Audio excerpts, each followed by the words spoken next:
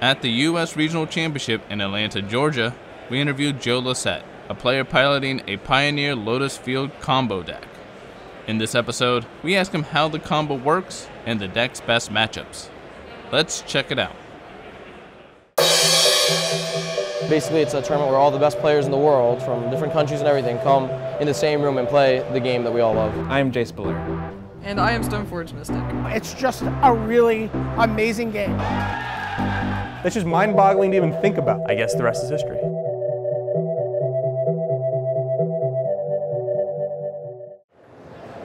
I like Pioneer, I think, because there's a lot of different archetypes. There's a tier 1, a tier 2, but there are a lot of fringe playable decks. And even within each archetype, there are multiple different decks. And a few decks skewed towards the top of the field, but it's pretty open, and I enjoy that.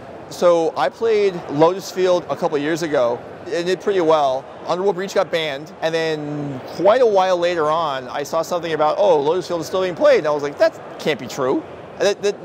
How would it work? And they have Omniscience. What? How can you catch? That's impossible. But I looked into the deck, and it actually, with Ultimatum, it does actually work. And then, yeah, I enjoy the puzzle of it.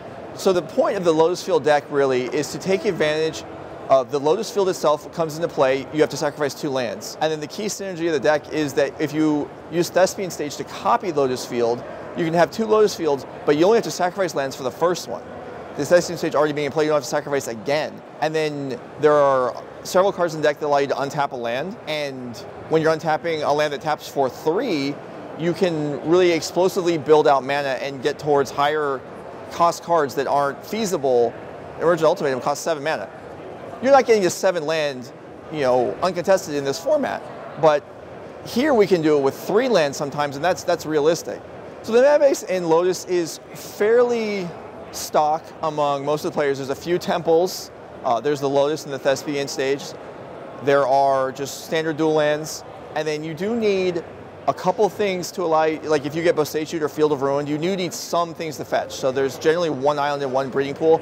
That could vary, but basically you're going to see that stock. And then there's a lot of double-faced lands. So you have spells, you have Bala Ged Recovery that you can play as a land. And then one thing that sets my version apart is I'm also playing Seagate Restoration as my top end of the deck that also can double as a land. So you can kind of manipulate your land count in your deck with the spells as opposed to with adding or subtracting more lands. So I think that allows it to be fairly customizable, which is cool.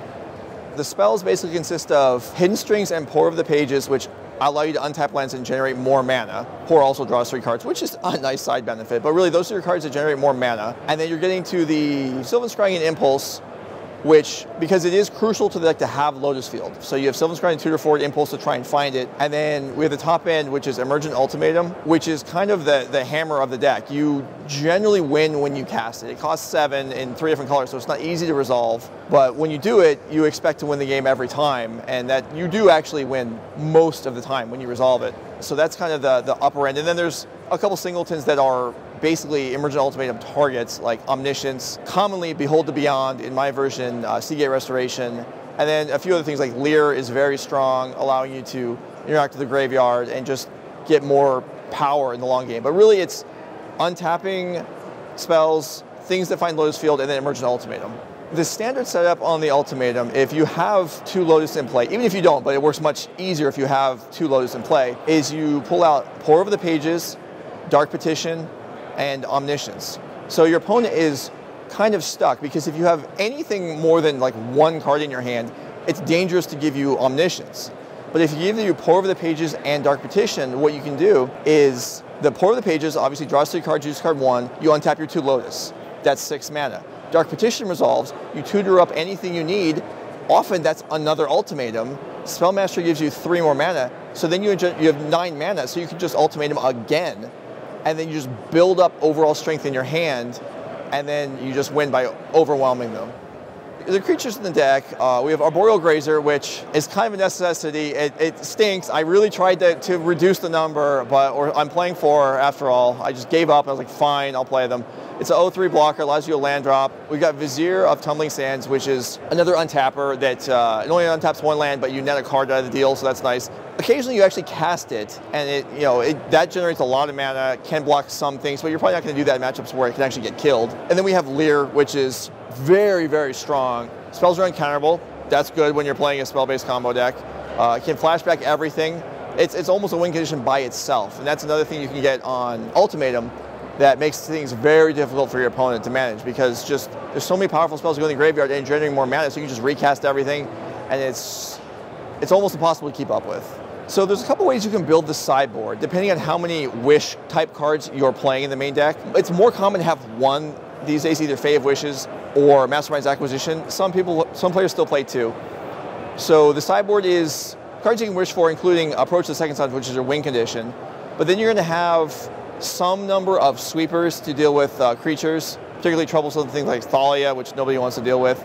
Because Karn searches up all kinds of cards like Damping Sphere, Brainstone, things you don't want to deal with. So there's Pithing Needle, you can deal with that. Some players play Tail's End.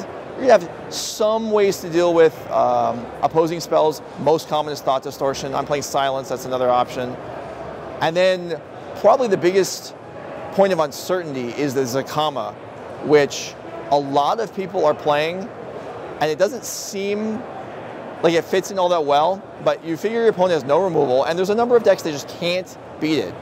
If it resolves, you just win the game, and that's a powerful enough effect that it might be worth playing. I'm playing this weekend. I'm not super confident that it should be there, but it is been accepted pretty much among the Lotus Field community that card is in most lists now.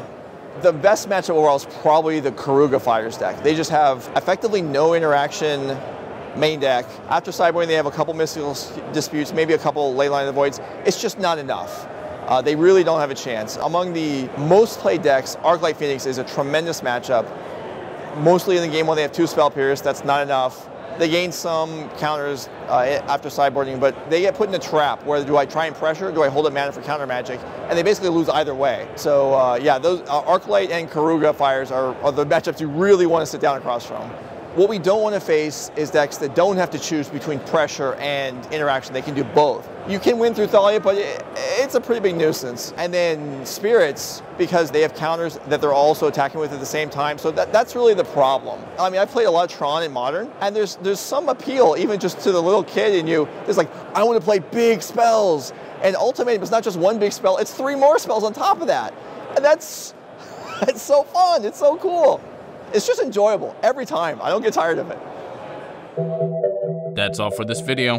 We'd like to thank Joe for giving us the time to record this deck tech. He ended up making the top 48 and qualified to the next Pro Tour. If you enjoyed this video, we have more episodes just like it on our channel. We thank you for watching and hope to see you again. Pioneer's a cool format. I actually haven't played it a ton. There's just so many formats now that, like, if I'm playing Magic Online, I'm usually playing Modern, but it's cool seeing a young format that's developing and not really completely there yet, and it's cool that it's unique from the other formats. What's up, I'm Jim Davis. I'm playing Is It Drakes in the US Regional Championship at DreamHack.